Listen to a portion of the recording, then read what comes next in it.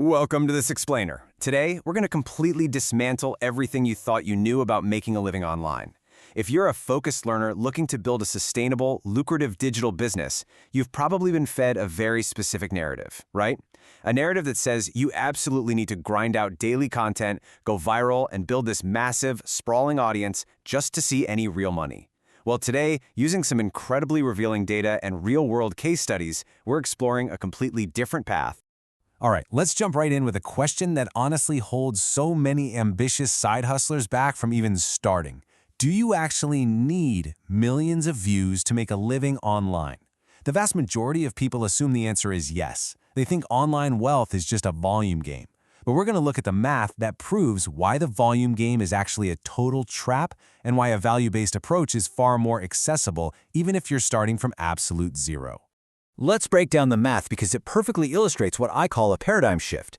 Think about the traditional low-ticket affiliate marketing model. To make $5,000 a month with a $50 commission, you'd need 100 individual sales. That requires massive traffic. But consider the high-ticket metrics instead.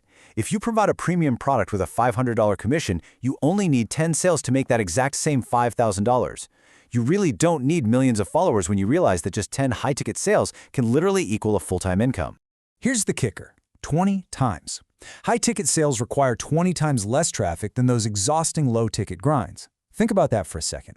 If you're promoting a $20 commission product, you might need 50,000 monthly visitors just to see substantial income. With high-ticket, you might only need 1 to 5,000 visitors. It instantly shatters the whole myth of mass volume.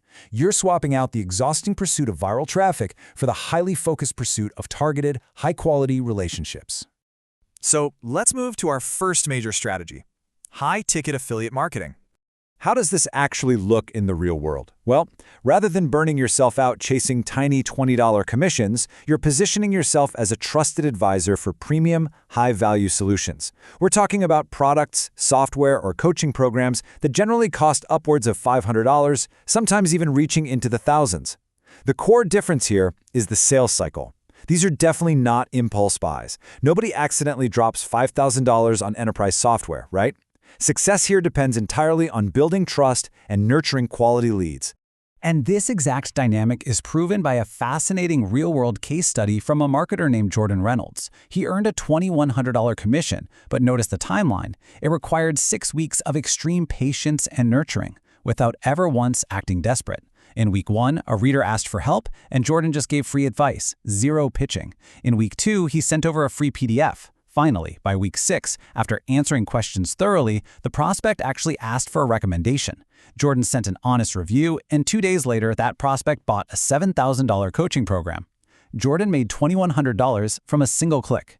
Had he chased that sale back in week 1, the prospect would have vanished. High-ticket buyers can smell desperation from a mile away. But how do you actually build that level of trust? Well, you definitely don't pitch the highest price right out of the gate. You scale trust step by step through a proven value ladder. You start by giving away immense value for free, maybe a lead magnet or a helpful guide. Once they trust your free advice, they might buy a small $20 tool, then maybe a $300 course. And finally, when they're absolutely convinced of your expertise, the high-ticket recommendation just feels like the natural next step. Which brings us to part 2, the creator-first mindset. If you want a masterclass on building trust, look at YouTube creator Jeff Su. His story is incredible because, honestly, he wasn't a born risk-taker. He was a typical, hardworking professional at Google who was just looking for a creative outlet. He loved teaching his colleagues about inbox management and productivity, and he just wanted a scalable way to share that knowledge. He didn't launch his platform with some massive, complicated business plan or a burning desire to leave corporate life. Instead, Jeff adopted what we call a creator-first approach. Rather than doing the grueling business-first grind, cold emailing 100 people a day to scrounge up sales, he completely avoided sleazy sales tactics. He just shared immense value. For instance, he uploaded a free PDF of the exact resume that got him hired at Google. He kept giving until his audience practically begged to pay him. People started donating to him for a free product, and then they actively asked to pay him for editable templates. I absolutely love this number. $98. That is literally all Jeff made in his first 6 full months on YouTube. He uploaded consistently, week after week, and made less than $100. Not exactly quit your day job and buy a Lamborghini money, is it? This is the exact point where most people would just quit, assuming the system is broken or the effort just isn't worth the reward. But if you stick with it, focusing on value over volume, watch what happens. His revenue compounded massively, from that measly $98 in 2020 to $52,000 in 2021, climbing over $400,000 in 2023, and reaching a staggering $835,000 by 2025. And get this, he did the vast majority of this while he was still working his incredibly demanding day job at Google. So how did he pull that off? That leads us to part 3, systems, checklists, and machines. Seriously, how do you juggle an intense Google job and a near $1 million side hustle without totally burning out? It comes down to extreme systemization. Jeff built a relentless command center machine, proving that you really don't need endless motivation if you have rigorous back-end systems. He uses a platform called Notion to manage his entire life. The process is completely unbreakable. He captures ideas immediately, organizes them straight into his project databases, reviews them daily so nothing slips through the cracks, and then executes his deep work without ever having to wake up and wonder, what should I do today? Breaking down his process, every single piece of content he makes takes about 20 hours, but look at where that time actually goes. A massive chunk, 8 to 10 hours, is just spent scripting word for word and following strict pre-flight checklists. He removes all decision fatigue. He uses AI to refine his hooks. He draws out visual mock-ups for his editors so complex ideas are communicated perfectly. And he checks off every single box before ever hitting record.